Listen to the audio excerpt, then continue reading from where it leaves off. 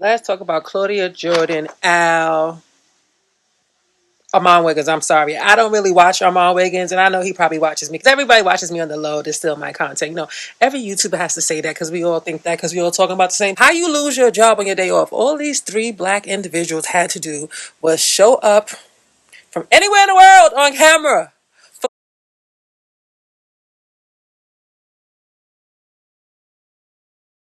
So nobody's going to talk about how weird it is that Hillary Sanchez has beef with Netta. She thinks that Netta stole her life. And here's the thing.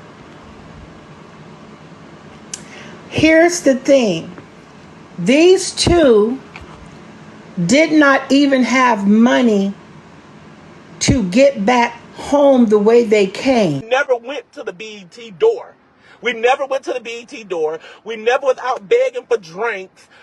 None of the stuff that this thing on social media, this thing is on social media said is true. I don't know anybody who puts Velveeta cheese in lasagna. Now, I can't put in jail for trying to barge my way on the red carpet and try to barge my way inside the BET Awards and try to solicit and sell food stamps and walk away and not paying for my drinks. I mean, golly, like I did all of that in one day. Girl.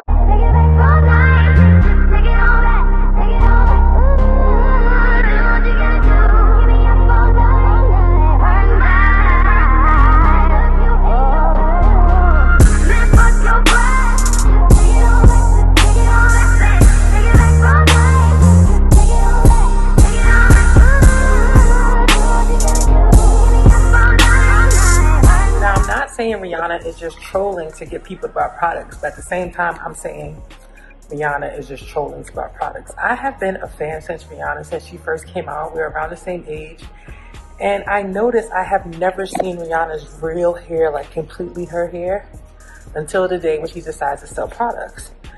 I said this on TikTok. People call me a hater. I said Rihanna also is the face of her products. She doesn't own them, and I don't think she has a lot of part in the creation of them. But you know how stuff is. People argue with me. So the question is, does pandering matter if it's from someone that's from your community? And even though Rihanna is a billionaire, we're so proud of her, how does that trickle down to us? Is it just inspiration for us to want to be just as fly, to start our own business with the richest man in the world?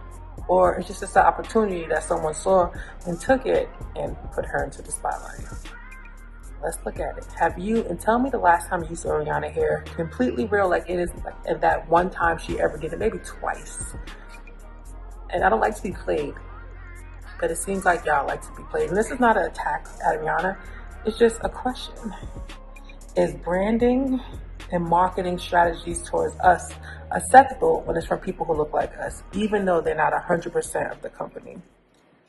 And are we making other races rich with products that we do need to survive?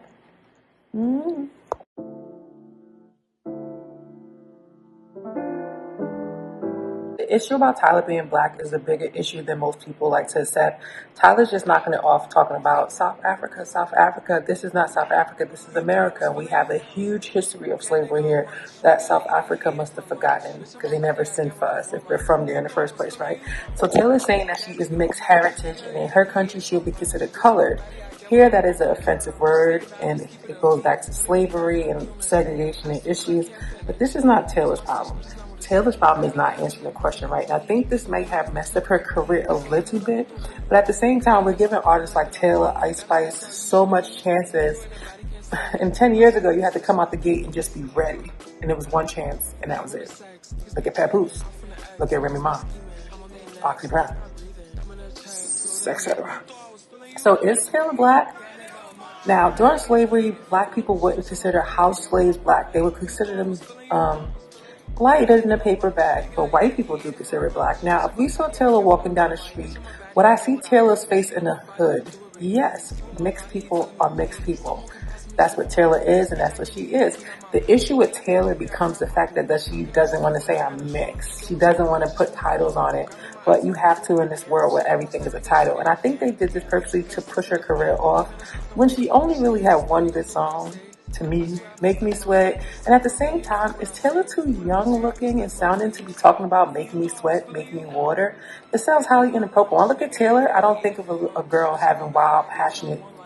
I think of Rihanna, or not even Beyonce, but Taylor. When I look at her, I see Kids Bop, and it's kind of creepy that the words are not matching her actions. Imagine, hopefully you can last all night, yeah. When I was 19, 17, I wasn't singing about that. I was like, hopefully you could get married and stay together forever, yeah. I wasn't. So I don't know. Do you guys think Taylor's black? Do you consider her black? Me, myself, I have a lot of cousins who are Italian and black. I think that is based off your parents. If you're raised black, you're black. Period. Because I grew up in a Spanish, black, Italian neighborhood, and everyone kind of act alike. But if you don't face the black struggle, are you black? Those people all face the black struggle. So I think, is being black part of being in the struggle? Is being black part of being in the hood? Is being black cool in certain spaces and not others? So Taylor has to lie. Looking at pictures of her family, it's very clear to me that they have some black in them, as most people do. But are we willing to open the door to Taylor like we did for Drake? Like we do for Ice Spice? Like we do for Cardi B? Like we do for thousands of artists, J. Cole? Like we do for thousands of artists? Like we do for thousands of athletes and rappers who marry outside their race? You don't call them out. But when their children come forth and they want to be stars, we make fun of the Steph Currys. We make fun of the Drakes. We question Taylor's race. When it's really a culture. And she's not from our culture, so.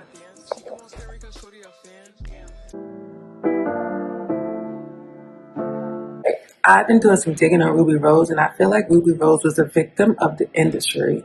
A lot of black women and brown girls are victims of the industry. Ruby Rose, being South African descent, was a young girl who got popular for being, I guess, very slim with a big butt, which is ironic. And then she's been pushed into the sex kitten role that she's now being called a bop for falling into.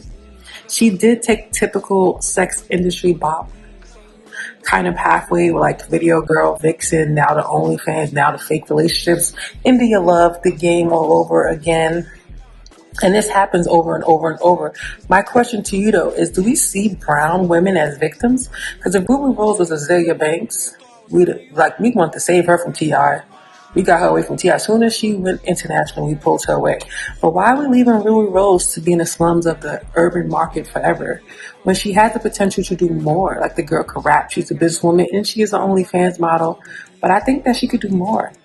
Do we not care about young brown girls' innocence, youth? Because she still looks like a child. And it makes me think of Ice Spice. Ice Spice can't really rap.